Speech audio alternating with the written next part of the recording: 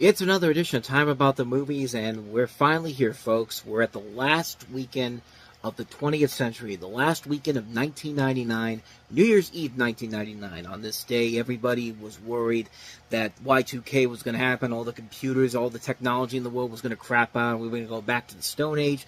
Everybody bought water, everybody bought toilet paper, which almost 25 years later, I wouldn't be surprised if there was actually people that still have water and toilet paper from that time, concerning how crazy we were up to that point to get there. But we all found out eventually that the day after, that when it was finally 12 o'clock on January 1st, 2000, Y2K was not a problem at all. And in fact, everything pretty much went as normal as it is, and that's why we're all here today. But we have here the last two movies of the 20th century.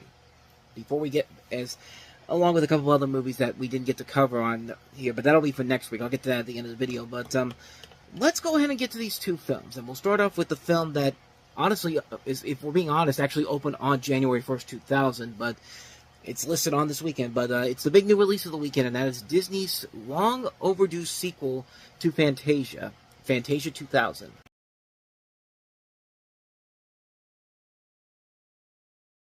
Maybe long overdue was a little bit of an understatement, but this was a film this was part of the original idea of what Fantasia was supposed to be. Walt Disney had originally wanted to make Fantasia a continuing series of movies, but because the studio was putting a lot of money into this and they weren't making it back during the 1940s, that kind of had to stop.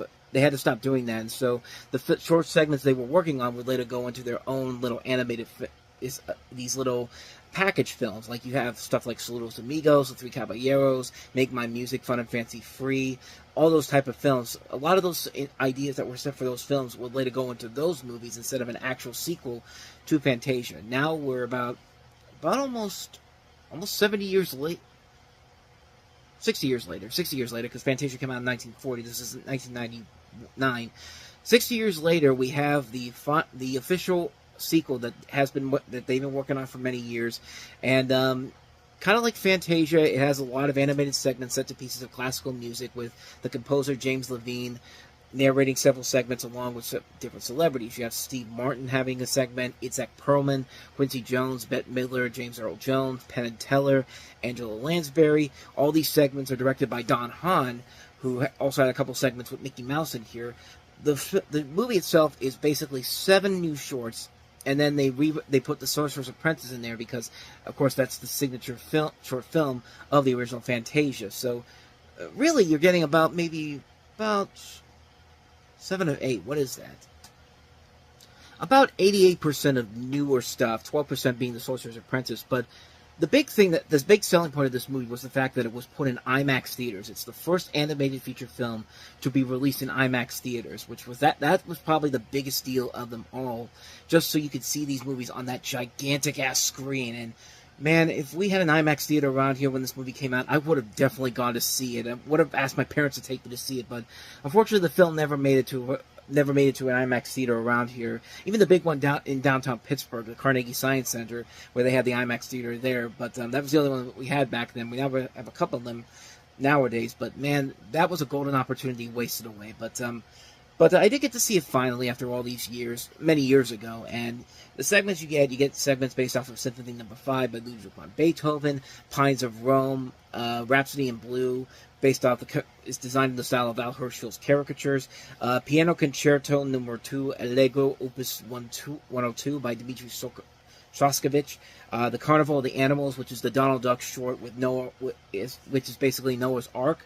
The Sorcerer's Apprentice, of course, Pomp and Circumstance Marches 1, 2, 3, and 4, and Firebird Suite. As Roy Disney mentioned in the trailer, it represented Walt's idea of this continuing into a series of films with new blendings of music and animation over the years. Just like with the original Fantasia, though, this was a disappointment and a costly one, hence why a lot of the sequels were dropped. Segments that were actually planned for other movies basically were made into short segments of their own. Most notably, the Salvador Dali one, Destino, was made as a short film a couple of years after this movie came out. And like with the original, nearly 60 years, Fantasia 2000 was released, and now the question becomes whether or not was it worth the wait And overall, it generally is. Like the original Fantasia, you've got the nice animated musical sequences, well done. They show a real testament to Disney and what their animators were able to do with these amazing animators and allowing them to showcase their impressive talents here. I mean, the Firebird Suite alone is the highlight. Just gorgeous animation with beautiful music to go around. And I would say the runner-up is definitely the Herschel tribute.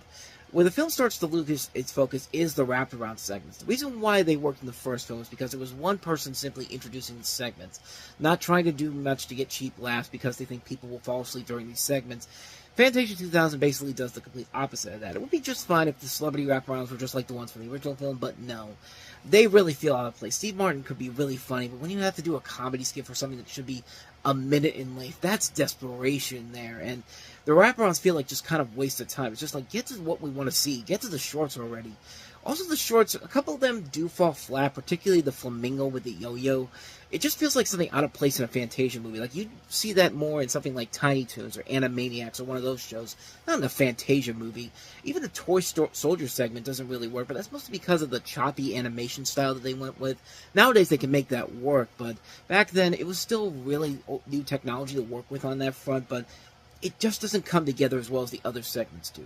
You know, trying to top a movie like Fantasia with a sequel 6 decades after the original is a very tough thing to do. And for the most part, it does its job well. It's the celebrity wraparounds I think are the biggest distraction, and a couple of shorts are not that great. They're not terrible, but they just don't fit the mold of what you'd expect from a Fantasia movie. It would have been nice to see this on the big screen in IMAX, just get that full experience. But at home on Blu-ray and on Disney Plus, you definitely do get your money's worth. If you like the original Fantasia, I think you'll be more than happy with Fantasia 2000. But just don't go in there expecting a movie as good as the original film, because that's going to be really tough to take in. The fact that this is not as good as the original, but it's fine for what it is. It's not a terrible movie by any means, but it definitely could have been really great if some of the segments had been better presented and the celebrity wraparounds weren't trying to be stand-up comedy bits. But I digress. Let's go ahead and move on to the last movie of the 20th century that we have here, the last movie released, and that is Denzel Washington in The Hurricane.